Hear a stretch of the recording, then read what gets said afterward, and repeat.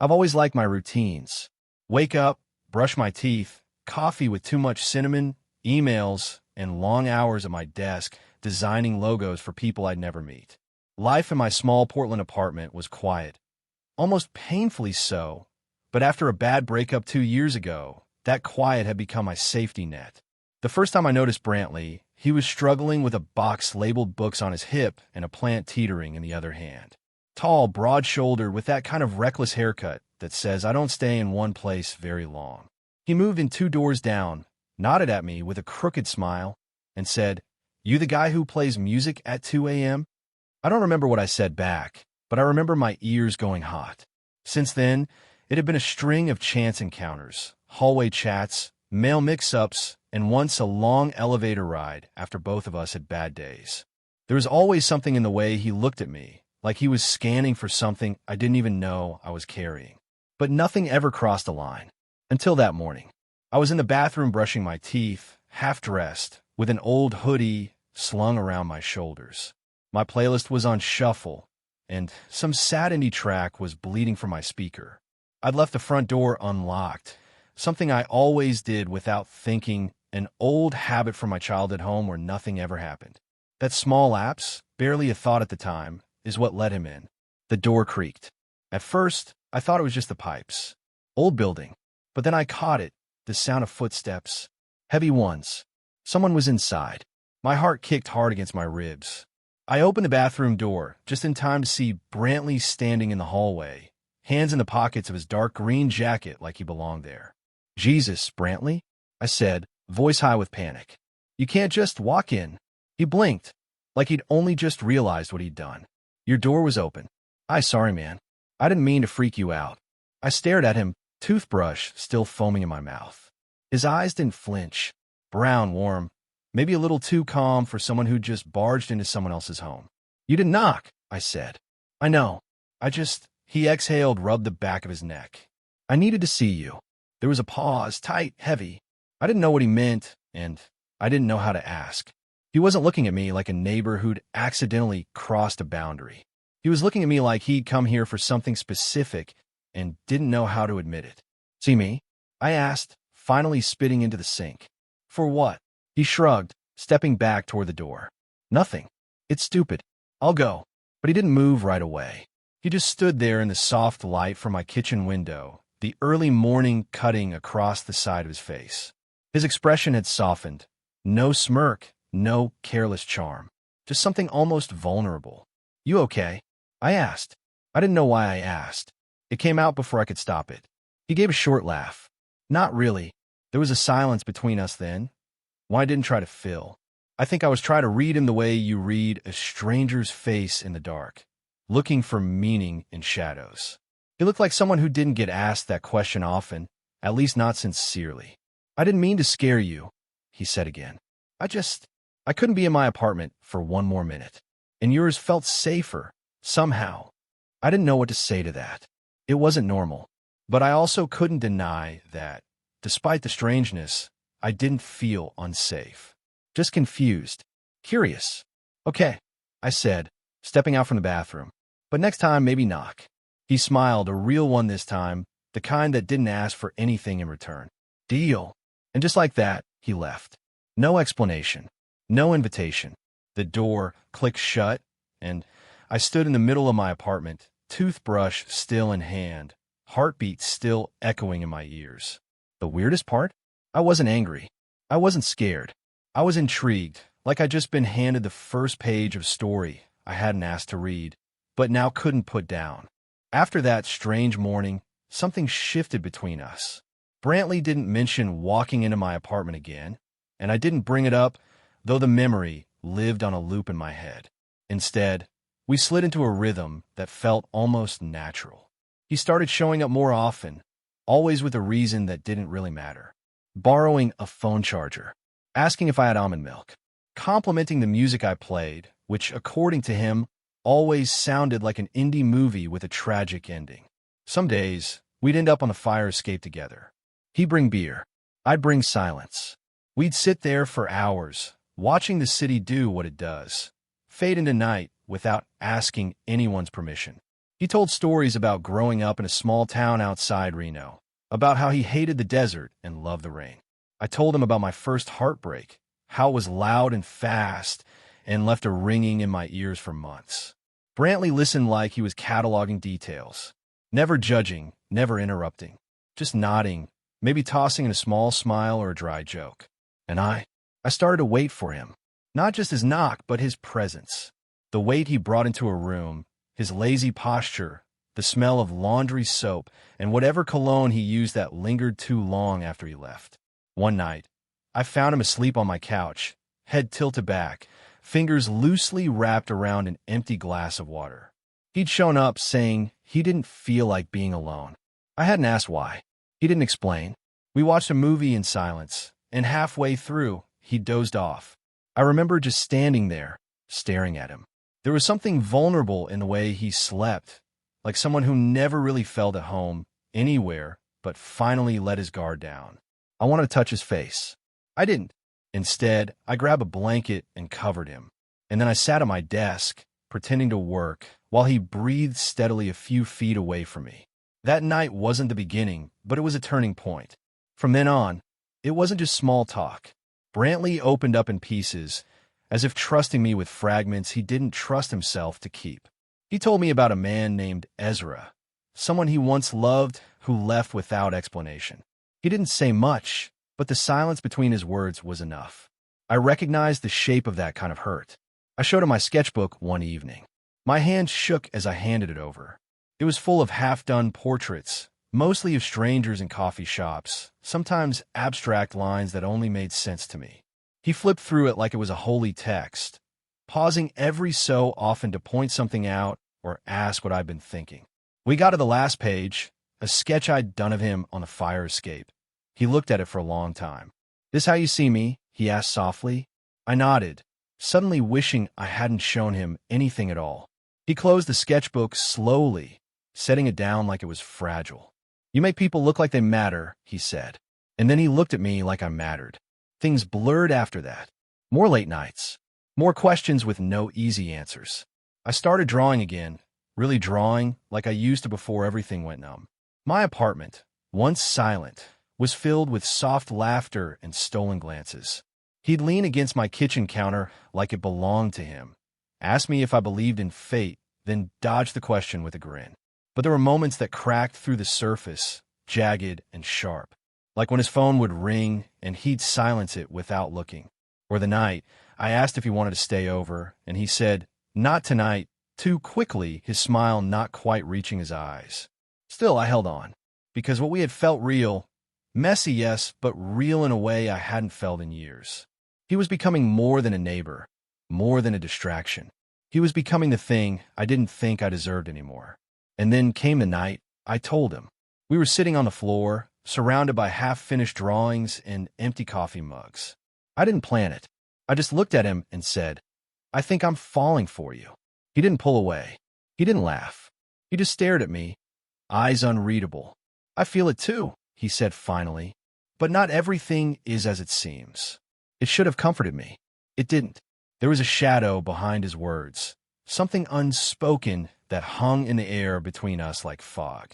I didn't know what it meant, but I knew, without understanding why, that it would matter. I just didn't know how much. The first time I truly questioned Brantley, it wasn't because of something he said. It was because of something he didn't. He had been quieter lately. Not gone, just harder to reach. He still came over, still touched my arm as he passed behind me in the kitchen, still lingered on the fire escape with his usual grin. But something in his eyes had changed. They darted more. They lingered less. I try not to think about it. People had moods, especially people like Brantley, whose past was littered with silence and ambiguity. But then small things started to go missing. My spare apartment key, once kept in a bowl by the door, vanished. A hoodie I wore almost daily ended up in a crumpled heap inside his backpack when he stopped by one evening. He acted surprised when I pointed it out, laughed like it was some joke I wasn't in on. "You probably left it at mine," he said. But I never had. There was also his phone. He guarded it like it contained state secrets. Every time it buzzed, he'd glance down and flip it over. Sometimes he'd even leave the room to answer, returning with vague smiles and a subject change ready on his lips. I asked once, casually, if everything was okay. He looked at me for a long moment and then said, "It's fine. Just work stuff." But Brantley didn't have a job. Not that I knew of. Still, I wanted to believe him. Because belief was easier than confrontation. And because I was scared of what the truth might unravel. But truth has a way of surfacing. It was a Thursday night. Rain had started early and hadn't let up all day. I'd gone for a walk, headphones in, trying to clear the static from my head. As I rounded the corner back toward our building, I passed the alley beside it and heard a familiar voice. I paused. Brantley was there, leaning against the wall, phone to his ear. His back was to me, and I should have kept walking. I should have respected whatever space he needed. But then I heard him say, "Yeah, I'm still staying with him. No, he doesn't suspect anything. I got handled." The words didn't register at first. My brain resisted them, like trying to push mismatched puzzle pieces together. I waited, breath caught in my throat, until he hung up and walked out of the alley, heading the opposite direction without seeing me. I didn't move for a long time, just stood there in the rain, feeling everything inside me fracture. Back in my apartment, I sat on the couch and stared at nothing. Every moment between us replayed like a movie I'd suddenly realized had been directed by someone else. The laughter, the sketches, the late-night confessions, were they all part of whatever game he was playing? When he knocked on my door the next evening, I opened it without a word. He stepped inside like usual, shedding his jacket, smile ready. "Hey," he started, but I cut him off. "Who were you talking to last night?" He froze. "What?" "In the alley. I heard you." There was a long silence. Then he exhaled through his nose, slowly, as if deciding how much truth he could afford to give me. "It's not what you think," he said. "Then tell me what it is." "I can't." That was all. No apology. No explanation. Just a wall. "You've been lying to me," I said. The words were quieter than I meant them to be. They didn't carry anger, only hurt. He didn't deny it. Just looked at me with something like regret carved into his features. "I didn't mean for it to get this far," he said. "You weren't supposed to matter." The words hit harder than any scream could have. "Get out," I said, barely recognizing my own voice. He hesitated, but when I stepped back and pointed toward the door, he nodded, picked up his jacket, paused at the threshold like he might say something else. But then he left, and I didn't stop him. Hours passed. I didn't cry. I didn't scream. I just stood in the quiet and let it sink in. Later, I found the sketchbook on my desk, the one I had shown him, the one with his face on the last page. He'd taken it weeks ago, said he liked looking at it. I flipped through, not sure why. Tucked between 2 pages was a folded photo. It fell out when I turned the page. It was him with another man. They were close, arms slung around each other, Brantley's smile soft, open, the way it had once been with me. They looked happy, real. I didn't know who the man was. I didn't need to. I sat down, photo in hand, heart heavy in my chest, realizing that I had loved a version of someone who maybe never existed. And still, I wanted to believe there had been some truth between us. But wanting and knowing are not the same. And the worst kind of betrayal is the one you almost understand. The days after Brantley left were defined by silence. Not just the absence of his voice or his presence in my apartment, but the deeper, more stubborn kind, the silence inside me. The one that comes after something breaks, and you can't tell if the sound it made was loud or if you just imagined it that way. I didn't reach out. Neither did he. I deleted his number without looking at the contact name. But the photo he left behind sat on my desk for a full week before I had the nerve to throw it away.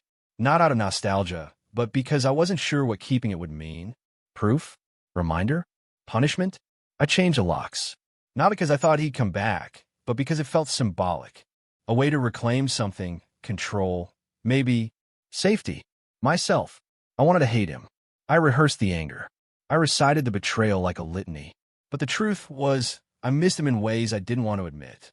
I missed his half-laugh when he disagreed with me. I missed the way he never knocked. I even missed the mystery, that false sense of closeness I'd been too willing to believe in. Healing didn't arrive like a moment. It crept in slowly, disguised as mundane things. Cleaning out the fridge. Watering the plant I'd forgotten about. Listening to music without associating every lyric with his name. Some days I backslid, and that was okay too. I stopped pretending pain had to look a certain way. One afternoon, I returned to the sketchbook. The pages still held pieces of him, his posture, his smirk, the way he sat on the fire escape like it was his throne. But I didn't feel the same ache flipping through them anymore. Instead, I saw the version of him I had created. The version I loved. The version that maybe never existed. So I started drawing again. Not him. Not me. Just lines and movement and light. I filled 3 pages in a single sitting. It wasn't cathartic. It wasn't beautiful. But it was mine. It was honest. Eventually, I joined an LGBTQ+ art group I'd been meaning to check out for months. It was held in the back of a bookstore, nothing fancy. Just mismatched chairs, shared supplies, and people who talked about color palettes like they were spiritual revelations. I didn't say much the first few sessions, but being there felt like an act of forward motion. One of the group members, Milo, sat next to me often. He was patient, never asked about my art or my silences. Just nodded and talked about his cat or the strange things customers said to him at his cafe job. I found myself smiling more around him. Not the kind of smile that tries to impress. The quiet kind that sneaks up on you when you realize you're no longer performing. We started grabbing coffee after the group ended. Nothing serious. Just 2 people walking the same stretch of road at the same time. One night, I told him the whole story. He didn't interrupt. When I was done, he just said, "That kind of love hurts. The kind that tricks you into thinking it's healing." And I realized he was right. I hadn't fallen for Brantley because he loved me. I'd fallen because I thought he saw me. And in my loneliness, that felt like enough. But isn't anymore. I still think about Brantley sometimes. I wonder if he ever told the truth to anyone. If the man in the photo knew about me. If I was just a layover between whatever versions of himself he kept building and abandoning. But I don't think about him with longing. I think about him like you think about a storm that's passed.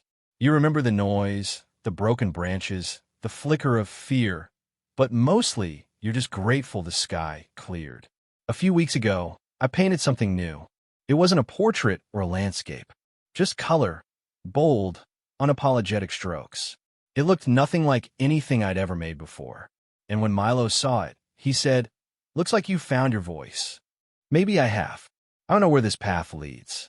I don't know what comes next, but I know that I've started walking again, that I'm not frozen in place, waiting for someone else to define me. Brantley walked in without knocking. He left just as easily, but I'm the one who stayed, the one who chose to stay with myself when it would have been easier to disappear.